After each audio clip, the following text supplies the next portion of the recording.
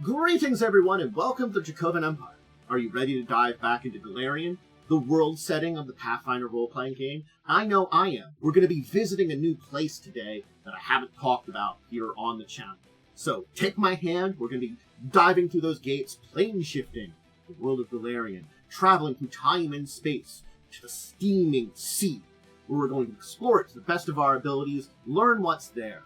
I, your guide here, taking into account this adventure Dracovin, tell you to take my hand and give some support where you can over on YouTube, liking, subscribing, bringing all those normal things.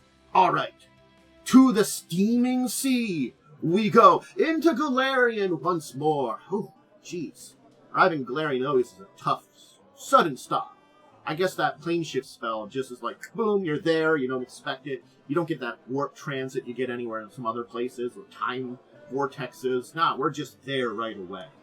Anyway, what is the Steaming Sea? Where is the Steaming Sea? Well, I can help explore it with you, and I'm going to go over some basics here, but there is some more information in places I can point out that might have a few more details than I'm going to talk about. Of course, these two books here. They are the sources that I turn to, but also I'd recommend if you want to dive a little bit more. Inner Sea World Guide, hey, talks about a lot of regions, and interestingly enough, from the Skulls and Shackles adventure packs, The Raider of Feather Sea, there's a section in there called Oceans of Golarion. Hey, we're talking about a sea. Ocean, sea, yeah. Anyway, let's dive in today to the Steaming Sea. Now you can see that it's up there in that top corner of the region there, and it actually does extend farther north from there. But that is kind of the lower parts of the Steaming Sea. It is called the Steaming Sea, but it's cold waters. It's northwest of Avastian. It roughly borders hits the north borders of Nidal, past the land of the Linarm Kings, all the way to the frozen crown of the world. It's part of the great Arcadian Ocean. So it's kind of like, so you have seas that are subregions of larger oceans. The Steaming Sea is part of the entire Arcadian Ocean. The ice shelf of Thierner's Shield separates the Steaming Sea from the Songol Sea to the west, basically separating out the northern route to PNZ. There's numerous islands that are scattered across the sea. Many are populated. It's separated from the Avastian mainland, and many of these societies remain unchanged, being separated from Avastia. If you look at this map here, you can see that it gets its, you get its region. But interestingly enough, it gets its name not because it actually is steaming, but because there's a strange thick mist that hangs over the water in a lot of areas. That kind of mist makes it look like the ocean is steaming. That's its name. Storms are common, with squalls swallowing the largest ships. In the north, Terramer's Shield and lesser glaciers slave off great icebergs year-round. The volcanic activities of the Hellrung Mountains on Cape Amulet extend offshore in a series of steam vents, bridges, and lava flows, and new volcanic islands occasionally erupt from the sea's surface, making this area difficult to chart. The currents are unpredictable, and frequent underwater earthquakes cause tsunamis. It's one of the reasons that this route, going to the north of Tianzi, across the water, isn't really done. Not only do you have Thiermer's Shield in the way, but with the difficulty of traversing this sea alone, makes it that, yeah, there's other better routes to Tianzi, like over the crown of the world. What lives there? Well, I'm showing off a kraken there, and that does live in the waters here. But there's a lot of cultures here. Hermea, the Ironbound Archipelagos, the Elves of Mordenspire, with Mordenspire elves patrolling parts of this sea area because of the Aslanti ruins nearby. There's also tales of the Mistmorn, which is a legendary pirate ship which once plundered the elves, sunk by an elven armada, and it's supposedly a haunted ship this ghost ship still haunts the seas. Within the waves, we have creatures like this, a lot of abundant animals. Some of the monsters, there's sharks, orcas, giant octopuses, sea drakes, Orgulthus, grindylows, devilfish, krakens, sea serpents, vidrarchs. There are also aquatic humanoids that live here. The aquatic elves, Celicelias, Athamarus, merfolk, Sadacthes, storm giants, Uzen, Azarketes. So there is a lot of species that make their home here beneath this. And we have all these kind of islands in the region, certainly speaking, but above and below the raids, there is a lot of stuff going. Yeah, many small island nations, probably not a lot to them, but yeah, you do find under the sea a little bit more building of species that live here. There is some myths that are associated with the steaming sea. One of the reasons why there's this great steaming to it, perhaps. According to frost giants, their gods Thermir fell into the sea in ancient times. A chunk of his ice body caved off like icebergs, and actually those became the first frost giants. An interesting kind of little legend of the place. Now it's some interesting locations. Well, this is one of them that's on the borders of the steaming sea. We'll talk about this in a second, but there are places like Choso Vose, which is an underwater settlement in Merfolk, the Devil's Drain, a dangerous whirlpool, Galpata, which is a massive floating debris inhabited by gnomes, Hermia, the Utopia, which I've done a video about, the Ironbound Archipelago, which does have part of the lands of the Olirant kings in them, parts of New Thassalon, and some independent places like Morden Spire. I'll have to do a video on the entire Ironbound Archipelago, but it does border the steaming sea. Justinoke, which is a sunken city that was once part of Thassalon, in fact. Of course, the Morden Spire I mentioned. Peridot Island, which is this island here. Well, it's part of Varisia technically, and borders that, so it's a little farther south. But this is the site of the Crystalian, perfectly preserved Thessalonian city, which this is part of an adventure path, but it's a really cool picture of the Crystalium, so it's the Return of the Rune Lords, it deals with the advent of New Thassalon. Here it is there. Also, Two Tree Island is a small island off the coast of Hermia. Very interesting place there.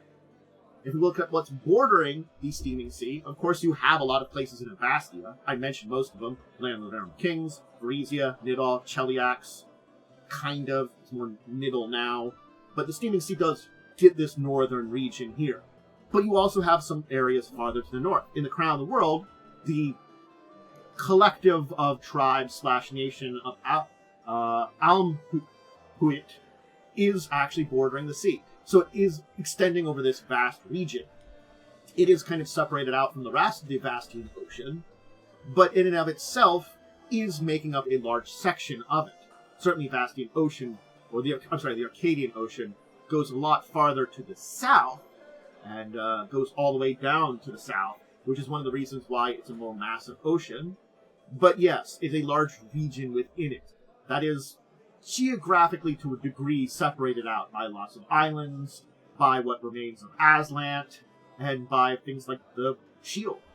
That makes it its own geographical, unique region, and connects up to like a lot of places too. But yeah, that's a steaming sea. This was a simple video to do, but I did want to do it because it is a region that we can talk about individually, and it is a lot of countries that are connected by this sea. And certainly if you're doing an aquatic adventure, you'd want to know about this place to possibly do aquatic adventures in. And there is a lot of interesting things that are related to the sea in this region. I can talk about all these different interesting places that are there, and it should spark your interest as a region to explore. Yes, it's a cold, probably semi-Arctic ocean that leads up to the Crown World, the north frozen pole of Golarion. It's a cold waters with mist over it, with horrible storms, with occasional tsunamis, with underwater volcanoes and volcanic islands and a lot of difficulties. This teeming sea filled with life and people around its borders, and sometimes people on islands within its borders, but also a lot of dangers. It's ripe for adventure. Maybe you're going to go hunting a ghost ship. Maybe you're going to go find the floating debris of Gogpata to talk to the gnomes there. There's a lot of stories to tell. And unique areas like this that are more regional, I like bringing them about and talking about them because it does bring this interesting concept of places, and it's more than just the countries there. These are regions that have their own unique identities in comparison to countries. They're connected to it, but they are their own thing and almost need to be talked about separately. Anyway, we'll leave that there. I hope you enjoyed diving into the steaming sea. Again, this was a very simple one. This is not going to be a very long video, and I know that. But I feel like me giving these talks about places like this are going to be important in the future, just to give more places that you can explore and discover and learn about. If you want to see more stuff like this, though, or any other video dealing with Pathfinder or other RPGs, check me out either live on Twitch when I usually record them, or over on the YouTube channel. My schedule for uploads, or for streaming, for uploads, both of those go up on various places. Discord, my YouTube in the About page, and my social media of Twitter/X. I'll add a boost when I finally get that. Keep talking about it. One of these days I'll do it. If you want to see more stuff from me, other than just these, I do recommend, of course, my live play of Pathfinder 1st Edition. Any of my live plays of TTRPGs, I've gotten better over the years. I really do feel like that. But Crimson Queen has been very fun. It's had its up and downs, similar to Buccaneers. Replaying an old adventure path has its difficulties and challenges, but I feel like we've done pretty good for it, and I do recommend that. We're almost done it there. We'll be doing some new stuff after that, but Wednesdays at 8, if you're catching this pretty recently, you can check that out, or I'd recommend going back and seeing it archived. Discussing Tabletop Saturdays at 6, we talk about news of the week, deeper discussion topics. I mentioned my 2 main social media places. Discord, I'm a lot more active than Twitter/X, but, you know, either place you can see some updates, cat pictures, things like that. I do try to keep it updated. I think that's everything. Remember to do that stuff I said at the beginning, like, subscribe, ring the bell, if you're over on YouTube. You know, if you're over on Twitch, just give that follow there. At very least, those are the best ways to give support without having to spend a dollar if you don't want to invest anything in the channel here. And hey, you know what? My question today is my question that I'm going to throw out to the world.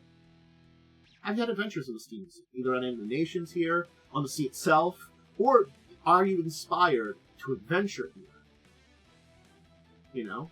What kind of adventures do you think you would have? Either running it as a game master, or if your player was saying, push your characters toward that direction, so it's a little more open-ended for a story.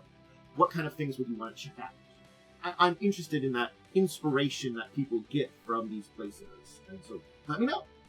All right, everybody, I'm going to get going. I'm going to go hang out with Twitch chat a little bit. Got some more things to do today. So until the next time we talk about any of these topics or dive into anything, I bid you all adieu and wonderful farewell.